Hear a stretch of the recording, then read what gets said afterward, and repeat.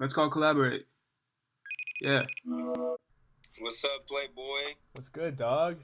Good. I'm in my own lane, moving at my own pace. Ooh, ooh, this shit is awesome. Used to work retail, now they starstruck. Ooh, ooh, pour me up a drink, my G. Ain't a nigga around here that can stunt like me. Wait up. I think we got a whole city that we finna put on our backs. Yeah. As far as y'all niggas, I don't even see no one that's posing a threat. Cause I just want to chill, smoke, drink, and be cool. It seems like authenticity is at like a serious premium for you. Why is that? I'm so glad to be talking to you, bro, because I can tell you the actual truth. When I was like in college, like my first year or some shit, I did like probably the most drugs I ever did in my life. And I think that I started to have this, like, for like 6 months, man, I had this weird, in my head, I think that's one of the reasons why I stopped doing drugs, because I kept questioning my reality. You know what I mean? Like, literally, like, what's real? You know what I mean? Like, and that's so, I remember that really freaked me out. Like, that really, like, it kind of shook my foundation. Like, I don't know, it was weird. I think I needed to slow down, too, on partying and drugs and stuff. That had a large influence on me, like, cutting the shit out of my life, like, cutting the bullshit out of my life, because I was, like, really tired of that question of, like, what is real and what's not real. I remember having a moment of clarity where I was like, one thing that I know is real is like love. You know what I mean? Like when someone does something that's an inconvenience for them, or basically like they take an L so that you can get a W, or that the situation or the art form or whatever. Like, to me, that's when I started to feel like stuff was like real. You know what I mean? Like, sometimes I think about like music, and I've been doing it for like 5, 6 years, 7 years. Like, I still haven't gotten there yet, but I've sacrificed a lot of stuff like for that. And in me, that's what I know is real.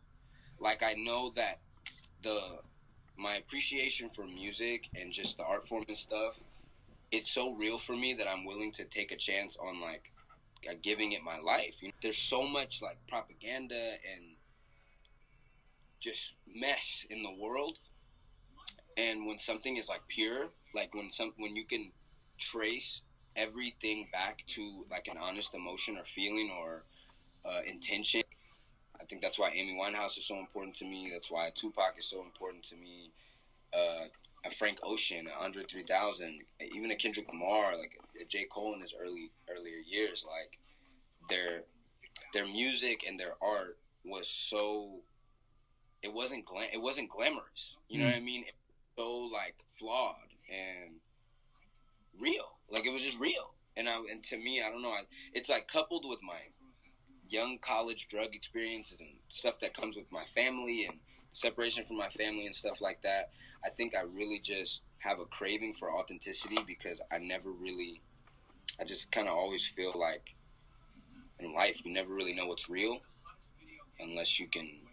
Like, when you know. And I try to make my shit like as just true as possible, because like I know that there's gonna be some person or some people, kid, woman, parent, whatever, that may have that struggle and may find like truth and be like, and like find some like realness in my music. This whole idea that I have of making like real music and it really influencing and changing people is not just an idea. Like, it's actually real, because it's happened to me. Like, I found that in Chance the Rapper's music and acid rap, and you know what I mean? Like, when I listened to acid rap, I was like, it was very unique, and the way that it was presented and stuff like that was definitely his style, but the content that was there and the feeling that was behind the music. Yeah.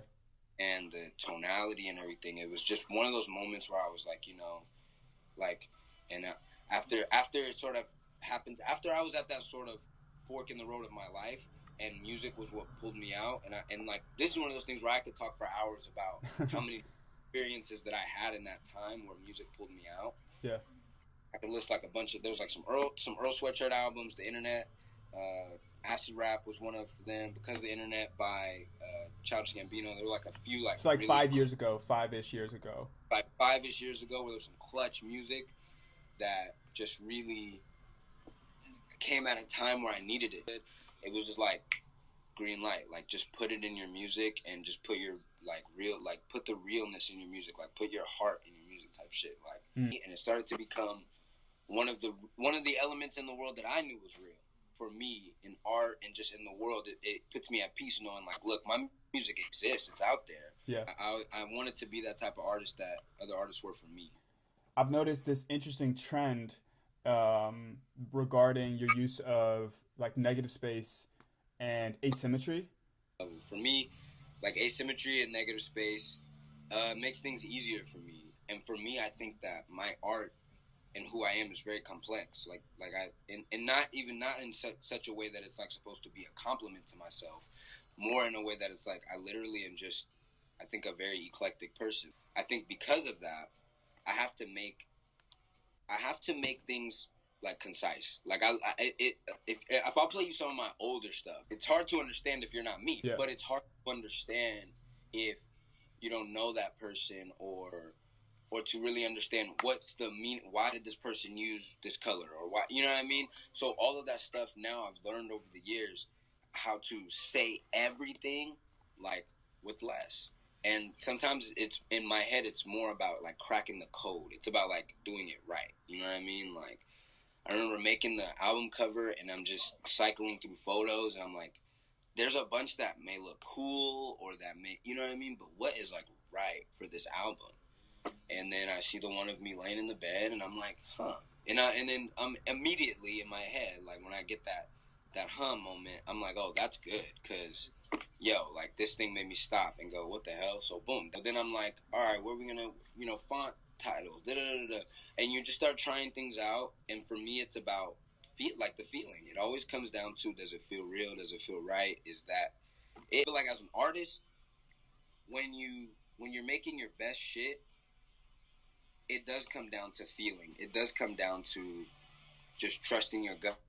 Like Rocky's thing is sort of like opulence, fashion, and high end. You know what I mean? I think that's really who he is. I think that once he does that with his merch, he can feel it. Like he can put it on and be like, yo, does this feel like, do I feel like I'm wearing the Givenchy thing that I like? Because I want to put that same energy into my merch. I try to match that energy, you know what I mean? That feeling. What do you feel when you listen to soul, and when you put the t-shirt on, does it match? Who are, you mentioned Amy Winehouse, who are some of the non-rap artists that have, populated your headphones lately, or that you would say are influential in your own work or sort of like mind space? Some of my biggest ones, LCD Sound System, Little Dragon, Subtract is kind of good. I like Sampha. Amy is big.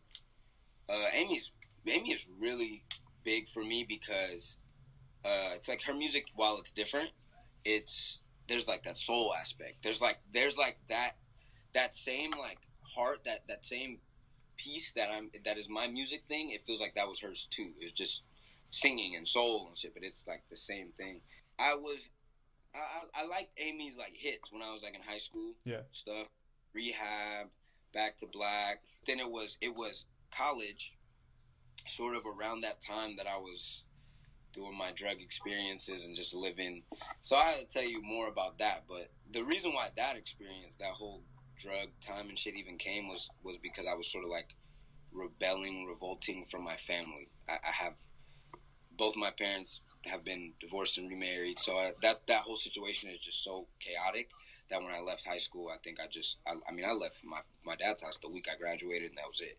And then I just, But in that time, I met some great friends. And one of my friends I met, her name is Susan, and we lived in Berkeley together. She played some Amy, and I was like, oh yeah, I know Amy. I know the hits, da-da-da. She was like, yo, you got to listen to Amy. I just started to appreciate Amy on a whole nother level. Like, she really has the power to speak to people and tell, like, the stuff that she says about love. I mean, it's just so crazy. Much like a lot of great music has caught me at a time in my life where I needed it, and caught me at a time in my life where the words that she was saying and the situations that she was talking about, I think I needed someone from an older perspective. And I just needed to hear that. Buy my mama a new house somewhere in the Berkeley Hills. Take my niggas across the world, then come back and pay my bills. Level up on everybody and remain real. So don't let them take your soul. In in the metropolitan Bay Area, like San Francisco, Oakland, Berkeley, the most surprising thing I'd have to say is how like progressive and like how like linked up the people are in comparison to the rest of the country. They treat people like people. Any color, any gender, transgender, wearing a crazy outfit, like, you know what I mean? People, well, the Bay's changing a little bit now, so there's a lot more transplants from like way other parts of the country that have moved here. But for the most part, for maybe the 6 years out of the 7 or whatever that I've lived here, people are very like, they're not judgmental. I could be walking through downtown Oakland, California, and see a whole beautiful venue all decked out with the Middle Eastern, the whole joint like a celebration. It's not weird to me or unique, or it's like, I don't know. It's weird. It's like people become one with themselves, and then they're so happy with their own, you know what I mean? Like people, maybe it's the weather or something, but people are like happy to be living in a beautiful Californian space, and it's just like, hey man, like whatever you do, like whatever you do, good for you. You know what I mean? Like good for you, bro. Like, I think you have two really interesting European connections in the way I see it. One is through your sort of long-time work with Willem Ardui, Belgian producer. Yeah. Start with Willem. Like, how did that begin, and how has it been to sort of see both of your careers develop and like really flourish over the last few years? It's like it's been like some movie shit. It feels like some movie shit, but it also doesn't. Willem and I, we stayed persistent. We really kept working at this. I put a YouTube video out, and then it was like, Willem like sent me fan mail. Like it was like fan mail. It was like, yo, bro, I really love your music. Like it's dope. I make beats. Like check them out. Da-da-da. This was the time in my career where I didn't get those messages like often. Maybe like, you know, I get them every now and again. So I would actually check them. Willem sends me some beats, and I'm like, yeah, that was, I knew from the moment. He's such an artist, man. He was 16. I was 18 and he was 16.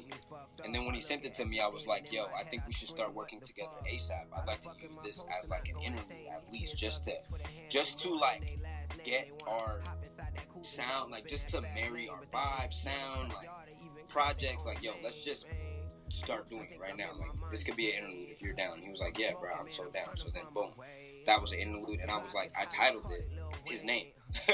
I was like, I'm just titling it Willem Ardui, like just boom. This is 16-year-old Willem.